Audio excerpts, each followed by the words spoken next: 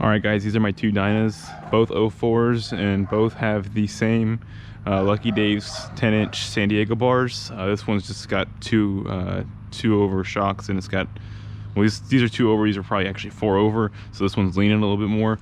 But main thing I want to show you is the difference between the bar risers. So this is the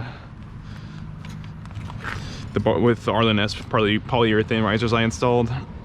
That's the kind of wobble I get out of the bars. That's torque to spec.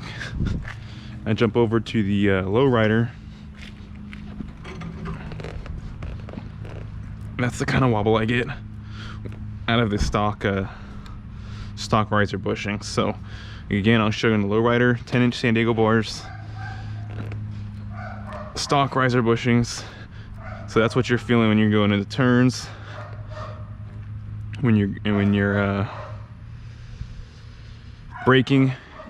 You know, you're gonna feel that. These Arlen Ness bar riser bushings are absolutely 100 times better. I mean, you can they're still movable.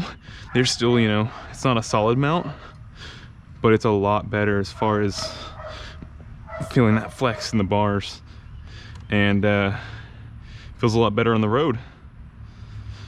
So definitely worth upgrading the riser bushings, especially when you're going to taller bars. Again, because the taller your bar is, the more leverage you're going to have, which is the more it's going to, you know, make it easier to flex the bars if you have some softer bushings like these. So again, guys, link in the description down below. These are really cheap. I got them, actually, it's a quality part, but very affordable price. Got them on Amazon, so link in the description for that. And comment down below if you guys have the same bushings, or if these bushings, if you know, if you recommend them as well, or you know, kind of what your experiences are. But thanks for watching. In the next video, we're gonna do a well, actually, I'm not sure how the order I'm posting these videos, but we ended up doing a speedometer relocation on this bike and a quarter fairing install, quick release. This one's kind of banged up because it's off of an old bike. What I'm going to do, I'm going to replace it with a Crater one, because this is $400 from Harley. I could buff this out, but for say 60 bucks, I mean, come on, I'll just put a new one on there. So a lot of videos on these bikes, guys. Check out the channel. Thanks for watching.